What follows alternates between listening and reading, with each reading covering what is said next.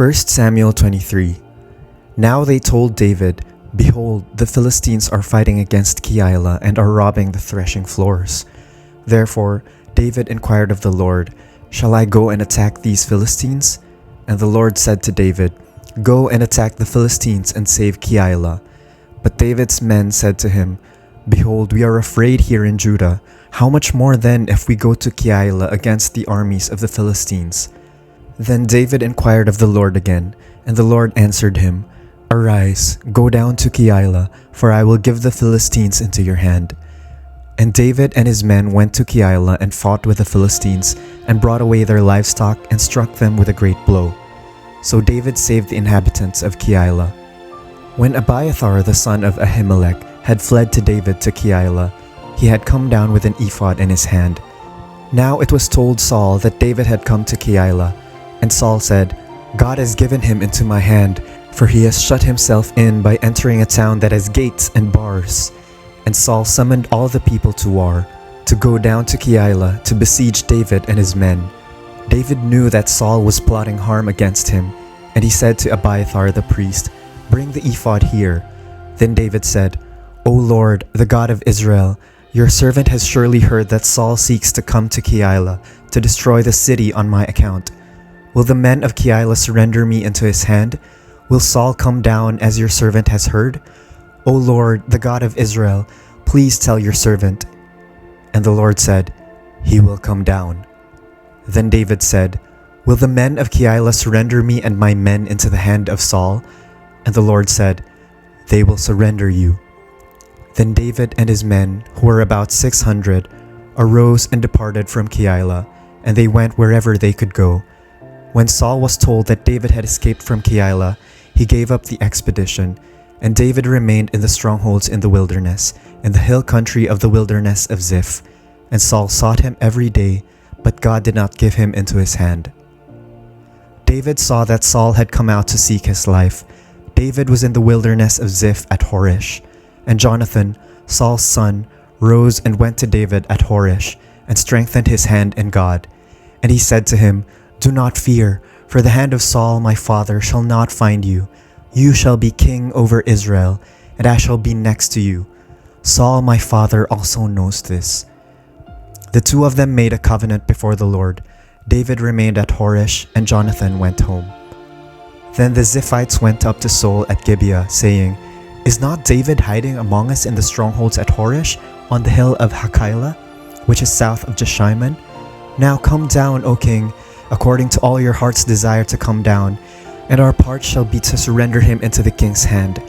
And Saul said, "May you be blessed by the Lord, for you have had compassion on me. Go, make yet more sure. Know and see the place where his foot is, and who has seen him there, for it is told me that he is very cunning. See therefore and take note of all the lurking places where he hides, and come back to me with sure information. Then I will go with you, and if he is in the land, I will search him out among all the thousands of Judah." And they arose and went to Ziph ahead of Saul. Now David and his men were in the wilderness of Maon, in the Arabah to the south of Jeshimon. And Saul and his men went to seek him. And David was told, so he went down to the rock and lived in the wilderness of Maon. And when Saul heard that, he pursued after David in the wilderness of Maon. Saul went on one side of the mountain, and David and his men on the other side of the mountain. And David was hurrying to get away from Saul. As Saul and his men were closing in on David and his men to capture them, a messenger came to Saul, saying, "Hurry and come, for the Philistines have made a raid against the land." So Saul returned from pursuing after David and went against the Philistines. Therefore that place was called the Rock of Escape. And David went up from there and lived in the strongholds of En-Gedi. Psalm 54. To the choirmaster with stringed instruments, a maskil of David, when the Ziphites went and told Saul, "Is not David hiding among us?" O God, save me by your name, and vindicate me by your might. O God, hear my prayer, give ear to the words of my mouth. For strangers have risen against me, ruthless men seek my life. They do not set God before themselves. Selah. Behold, God is my helper. The Lord is the upholder of my life. He will return the evil to my enemies, In your faithfulness put an end to them. With a free will offering I will sacrifice to you. I will give thanks to your name, O Lord, for it is good. For he has delivered me from every trouble, and my eye has looked in triumph on my enemies. 1 Samuel 24. When Saul returned from following the Philistines, he was told, "Behold, David is in the wilderness of En-gedi." Then Saul took 3,000 chosen men out of all Israel and went to seek David and his men in front of the Wild Goats Rocks. And he came to the sheepfolds by the way, where there was a cave, and Saul went in to relieve himself. Now David and his men were sitting in the innermost parts of the cave. And the men of David said to him, "Here is the day of which the Lord said to you, Behold, I will give your enemy into your hand, and you shall do to him as it shall seem good to you." Then David arose and stealthily cut off a corner of Saul's robe. And afterward, David's heart struck him because he had cut off a corner of Saul's robe. He said to his men, "The Lord forbid that I should do this thing to my Lord, the Lord's anointed, to put out my hand against him, seeing he is the Lord's anointed." So David persuaded his men with these words and did not permit them to attack Saul. And Saul rose up and left the cave and went on his way. Afterward, David also arose and went out of the cave and called after Saul, "My lord the king!" And when Saul looked behind him, David bowed with his face to the earth and paid homage. And David said to Saul, "Why do you listen to the words of men who say, 'Behold, David seeks your harm'? Behold, this day your eyes have seen how the Lord gave you today into my hand in the cave. And some told me to kill you, but I spared you. I said, I will not put out my hand against my Lord, for he is the Lord's anointed. See, my father, see the corner of your robe in my hand. For by the fact that I cut off the corner of your robe and did not kill you, you may know and see that there is no wrong or treason in my hands. I have not sinned against you, though you hunt my life to take it. May the Lord judge between me and you.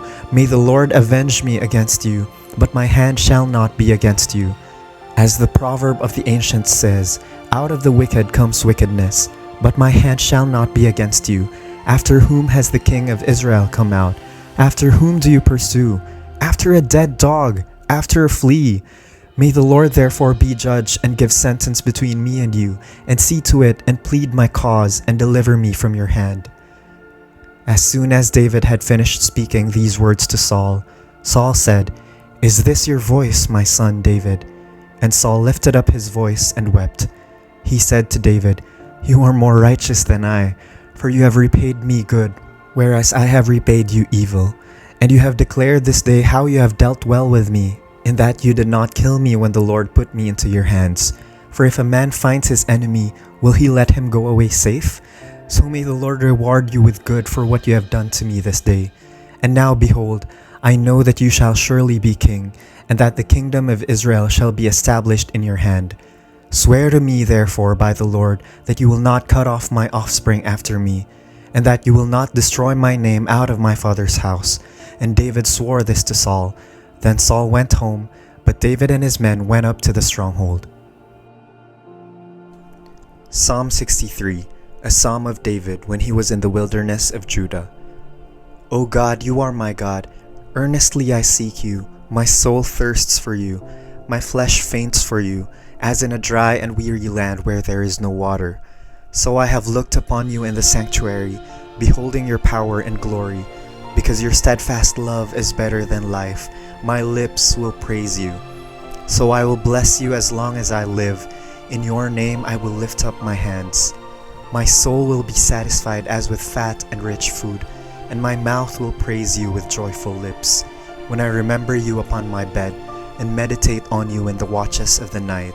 For you have been my help, and in the shadow of your wings I will sing for joy. My soul clings to you, your right hand upholds me. But those who seek to destroy my life shall go down into the depths of the earth. They shall be given over to the power of the sword. They shall be a portion for jackals. But the king shall rejoice in God. All who swear by him shall exult, for the mouths of liars will be stopped.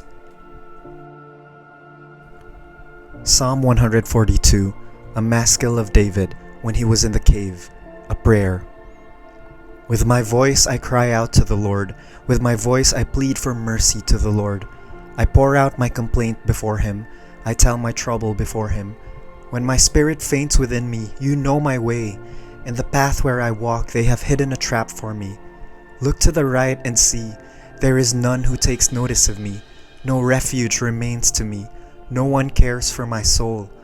I cry to you, O Lord. I say, you are my refuge, my portion in the land of the living. Attend to my cry, for I am brought very low. Deliver me from my persecutors, for they are too strong for me. Bring me out of prison, that I may give thanks to your name. The righteous will surround me, for you will deal bountifully with me.